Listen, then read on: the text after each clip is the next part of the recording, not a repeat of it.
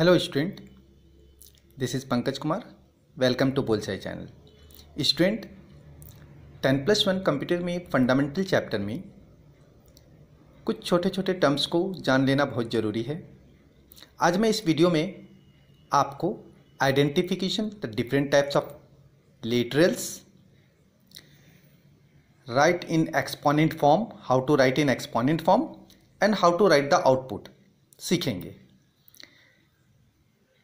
इसकी वीडियो के अंत तक बने रहिएगा। Obviously after the end of this video you will come to know कि कैसे इसको आइडेंटिफाई करते हैं, कैसे उसका आउटपुट लिखते हैं, कैसे उसके एक्सपोनेंट बनाते हैं। तो पहला क्वेश्चन देखिए student, identify types of literal. Theories मैं बता चुका हूं आपको ये लास्ट क्लास में, so you need to go through with the theories. और अब इस वीडियो में मैं आपको आइडेंटिफाई करना बता रहा हूँ। जैसे यहाँ पर लिखा है 23.789, तो 23.789 है, इसमें देखिए पॉइंट है, देखिए ध्यान से पॉइंट है। तो जब पॉइंट दिया रहता है तो उसको हम लोग फ्लोटिंग बोलते हैं। ये किस टाइप का लिटरल है स्टूडेंट? इसको हम लोग बोलते हैं फ्लोटिंग,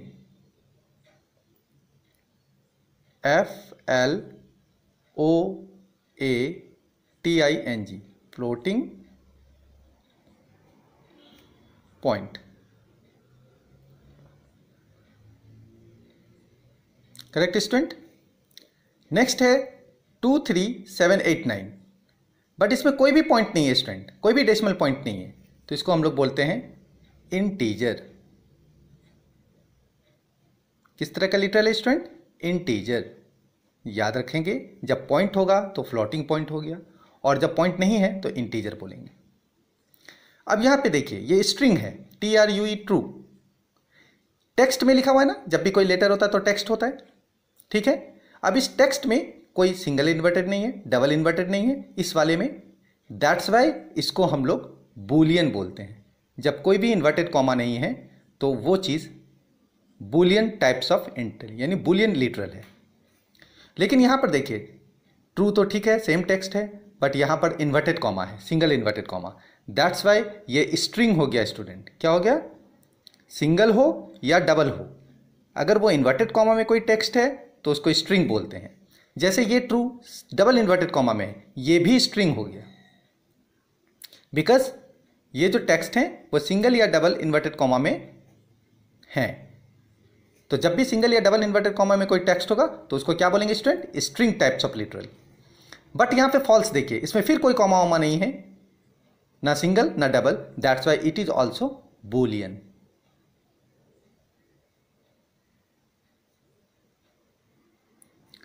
नेक्स्ट यहां पे देखिए, मैंने आपको, हम लोग नंबर सिस्टम पढ़ के आए हैं student, number system I have already taught you, उसके वीडियो भी मैंने आपको दिए हैं, आप वीडियो में रिवाइज कर सकते हो। इसमें देखो मैंने लिखा OXFACE, ठीक है। ये सारे टर्म्स आपको दिए रहेंगे एग्जाम में, और आपको आइडेंटिफाई करने बोलेगा कि किस टाइप का न्यूमेरिकल आई मीन लिटरल्स है। तो यहाँ XFACE ऐसा कब होता है स्टूडेंट? हेक्साडेसिमल में होता है, क्योंकि हेक्साडेसिमल में बेस 16 होता है, और 9 आने के बाद 10 को A, 11 को B, 12 को C, 13 को D, 14 को E और 15 को F बोलते हैं। ऐसा मैं पढ़ा चुका हूँ आपको। तो ये किस टर्म में चला गया? ये लिटरल चला गया हेक्साडेसिमल, यानी इंटीजर है, बट ये कैसा इंटीजर है? हेक्साडेसिमल का।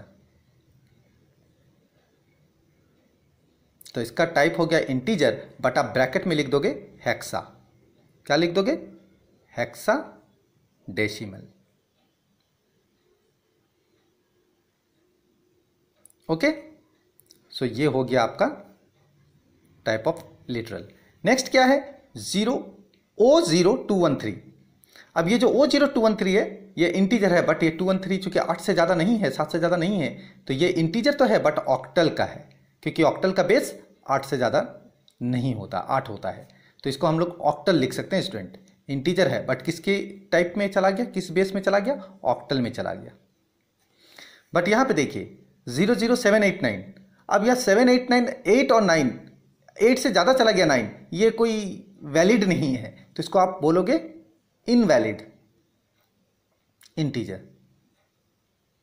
तो ये इनवैलिड हो गया, यानी इसको लिखने का प्रोसेस रॉन्ग हो गया, इनवैलिड टोकन है। इसका कोई शक नहीं है। दैट्स वाई इसको हम लोग इनवैलिड टोकन बोल सकते हैं, क्योंकि ये गलत लिखा हुआ है। और नन को नन ही बोला जाता है क्योंकि इसमें कोई भी स्ट्रिंग या फिर किसी तरह का सिंबल नहीं है। नन को हम लोग नन ही, जब भी नन दिया रहेगा स्टूडेंट तो नन ही बोलेंगे। बट अगर लेटर वाइज बात किया जाए तो इसको बुलियन नहीं बोलेंगे। बुलियन में सिर्फ हाई और लो को बताया जाता है। हाँ, यानी हाई को हम लोग बुलियन में जब आपको पढ़ाएंगे हम बुलियन, तो बुलियन अलजेब्रिक कॉन्सेप्ट में ये पढ़ाया जाता है कि जब लो होता है तो 0 और हाई होता है तो 1। 0 और 1 के कॉन्सेप्ट को ही बुलियन में लिया जाता है, नन के कॉन्सेप्ट को नहीं लिया जाता है। सो स्टूडेंट, आई होप कि आप आइडेंटिफाई करना सीख गए होंगे कि किस तरह से डिफरेंट टाइप्स ऑफ लेटर को आइडेंटिफाई करते हैं। जब पॉइंट रहता है तो फ्लोटिंग पॉइंट, जब पॉइंट नहीं रहता तो इंटीजर, जब सिंपल टेक्स्ट दिया रहेगा तो बुलियन। ट्रू और फॉल्स ओनली बुलियन होता है, याद रखिएगा। और अगर ट्रू या फॉल्स में इन्वर्टेड या सिंगल इन्वर्टेड या डबल इन्वर्टेड कॉमा होगा तो वो स्ट्रिंग हो जाएगा। फॉल्स भी देखिए कोई चीज़ नहीं है तो बुलियन हो गया। जब FACE मतलब F तक दिया हुआ है तो आप जानते हो 16 का बेस को F बोलते हैं, दैट्स वाई इंटीजर हेक्साडेसिमल हो गया। और जब 213 तक है, बेस 8 तक है, इसलिए इंटीजर ऑक्टल हो गया। लेकिन ये तो 8 के बाद 9 दे दिया है, that is wrong, invalid token है, इसलिए इनवैलिड लिख देंगे, नन को नन लिखेंगे। Now right in exponent form.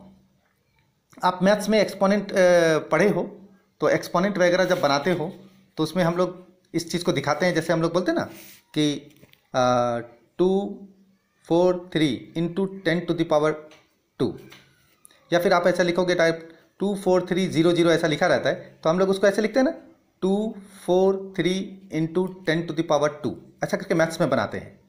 और या फिर इसको साइंटिफिक मेथड में लिखेंगे तो 24.3 इंटू 10⁻1 बढ़ जाएगा, 3 हो जाएगा। फिर जब तुम इसको 2.43 लिखोगे तो 10⁻1 बढ़ जाएगा, 4 हो जाएगा। ये सब चीज़ तो आप लोग मैथ्स में भी पढ़े हो, ठीक है।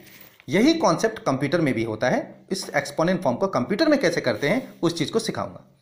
जैसे ये है 17.251, पहले पॉइंट को इस डिजिट के आगे ले जाइए तो मैंने लिखा देखिए 0.17251।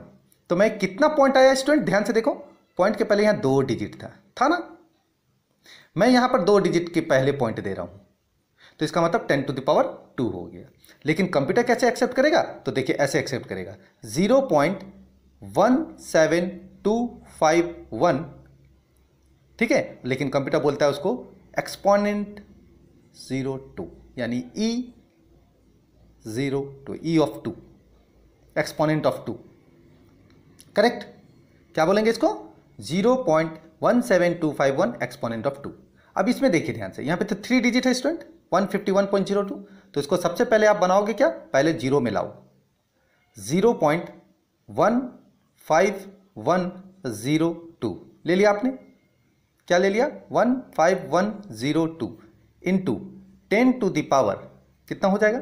अब आप कितने डिजिट आए देखिए ध्यान से, 1 2 और 3 डिजिट आए, यहाँ पे भी देखिए 1 2 3 डिजिट के पहले पॉइंट दिया, दैट मीन्स 10⁻3।